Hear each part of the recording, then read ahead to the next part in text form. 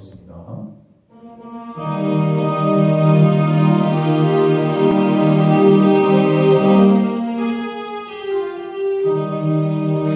지금까지 지내온 주의 의식을 내어 아니 없는 주의 사랑 어지루 말하랴 자랑해라 주의 소리 항상 살펴주시고 모든 일을 주 안에서 형통하게 하시네 온도 왕도 영영하라 세임하라 살았네 하늘 듯이 부르시며 주의 은혜 쏟아라 살아오는 거리에나 뻔한 삶을 떼낼 때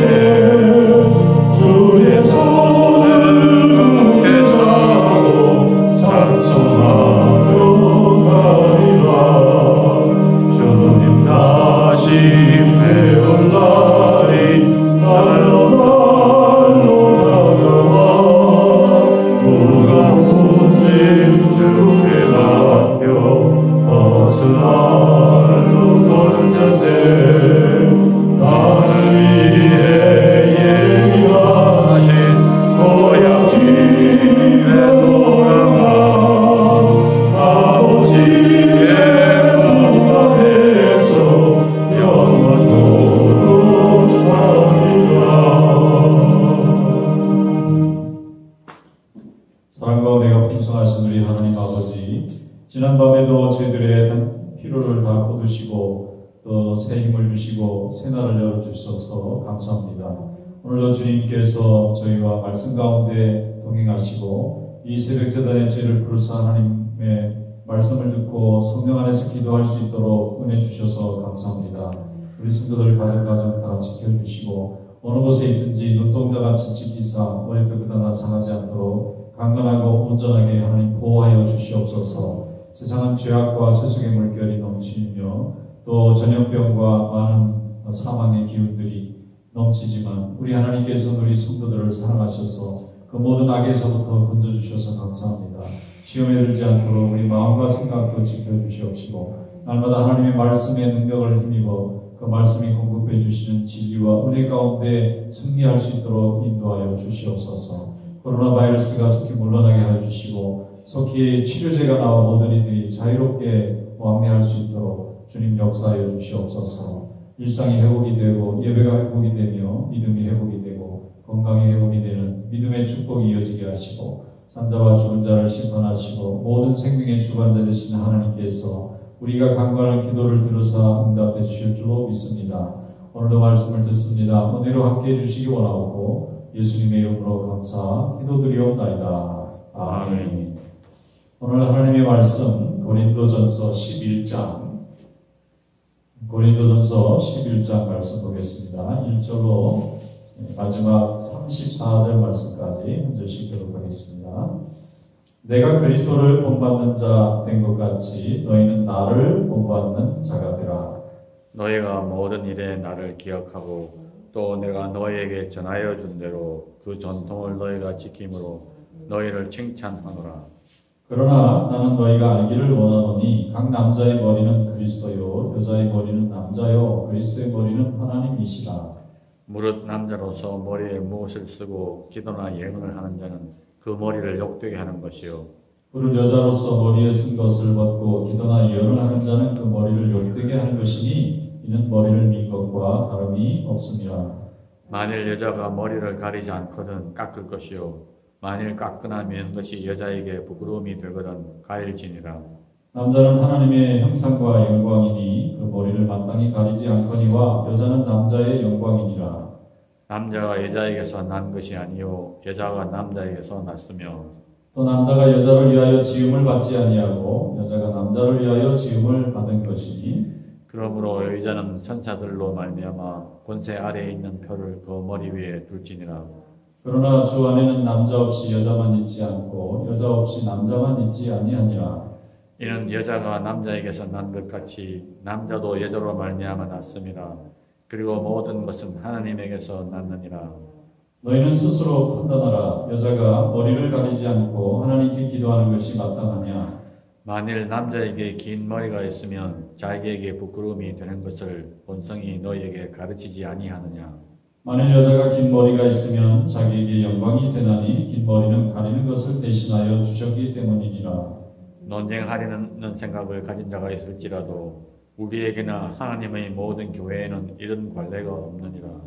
내가 명하는 이 일에 너희를 칭찬하지 아니하나니 이는 너희의 모임이 유익이 못되고 도리어 해로움이라. 먼저 너희가 교회에 모일 때 너희 중에 분쟁이 있다함을 듣고 어느 정도 믿거니와 너희 중에 파당이 있어야 너희 중에 옳다 인정함을 받은 자들이 나타나게 되리라.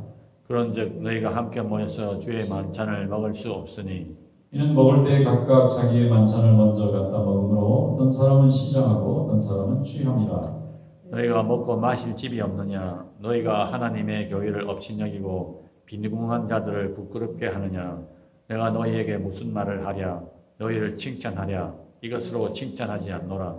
내가 너희에게 전한 것은 주께 받은 것이니 곧 주 예수께서 잡으시던 밤에 떡을 가지사 축사하시고 떼어 이르시되 이것은 너희를 위하는 내 몸이니 이것을 행하여 나를 기념하라 하시고 식후에 또한 그와 같이 잔을 가지시고 이르시되 이 잔은 내 피로 세운 새 언약이니 이것을 행하여 마실 때마다 나를 기념하라 하셨으니 너희가 이 떡을 먹으며 이 잔을 마실 때마다 주의 죽으심을 그가 오실 때까지 전하는 것이니라. 그러므로 누구든지 주의 떡이나 잔을 합당하지 않게 먹고 마시는 자는 주의 몸과 피에 대하여 죄를 짓는 것이니라.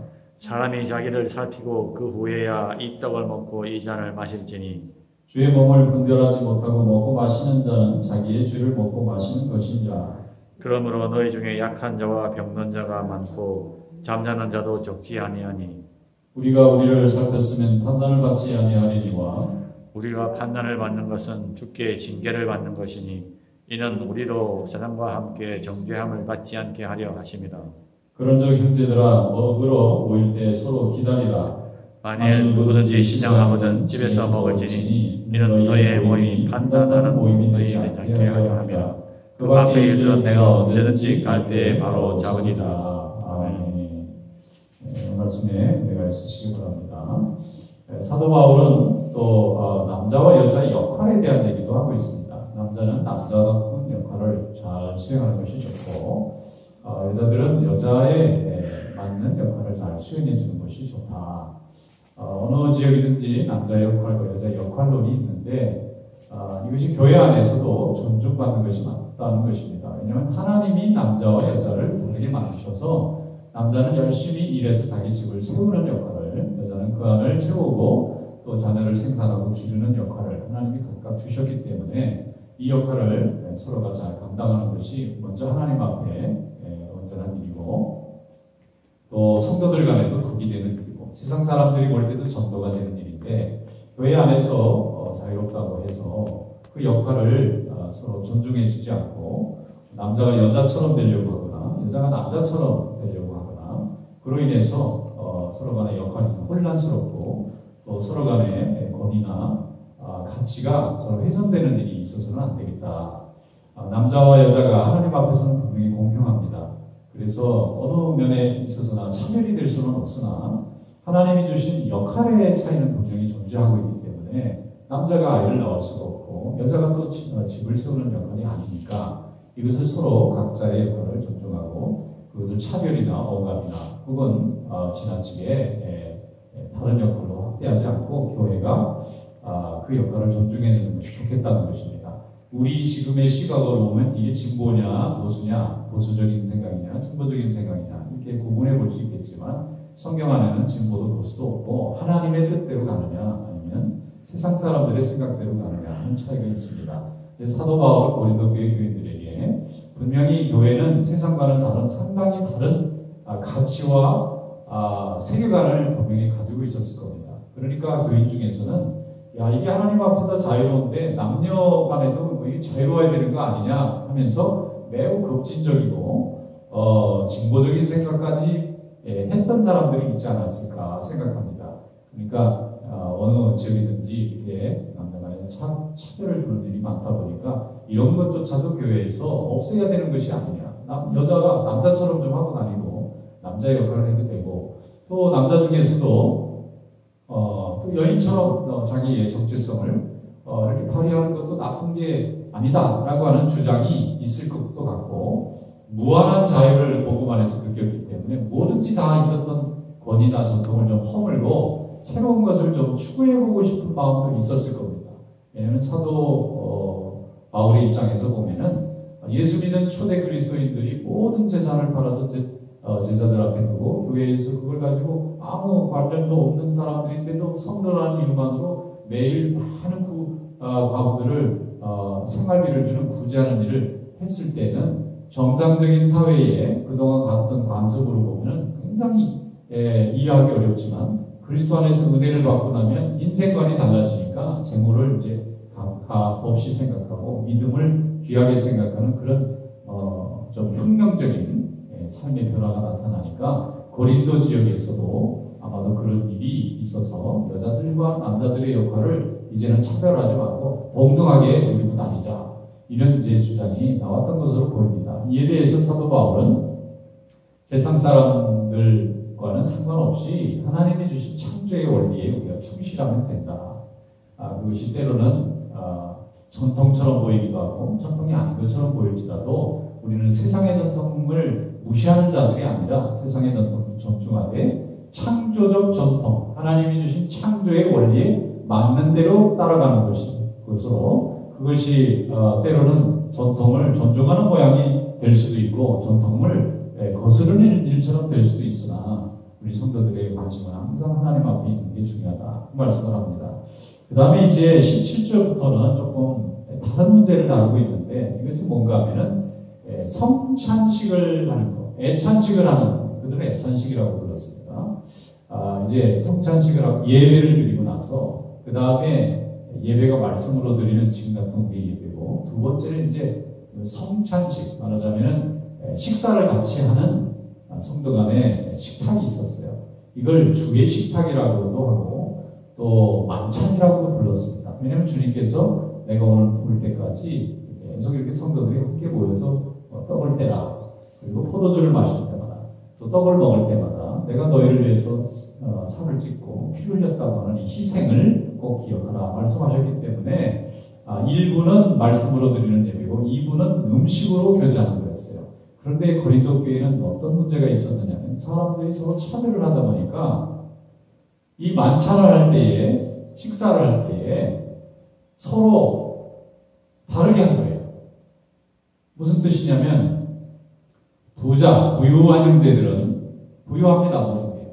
그러니까 이제 먹을 걸 정말 많이 가지고 와서 이제 이렇게 차려놓고 먹다 보니까 이제 가난한 형제들은 교회 밖에서는 남의 밑에서 일을 하고 어려운 데서 일하고 심지어는 노예도 있고 종도 있잖아요. 그러니까 그런 사람들이 교회 올 때는 너무나 보잘것없는 걸 가져왔다는 거예요. 먹을 것을. 다 같이 가져온다는 취지는 분명히 가지고 있음에도 불구하고 부유한 사람은 부유하게 가지고 가난한 사람들은 가난하게 가져와서 특별히 누가 이렇게 말하지 않아도 전부가 다 모여가지고 음식을 차려놓다 보니까 이제 처음에는 잘 지켜졌으나 시간이 가면 갈수록 어떤 현상이 일어나느냐면 부유한 형제들은 먼저 오는 거예요.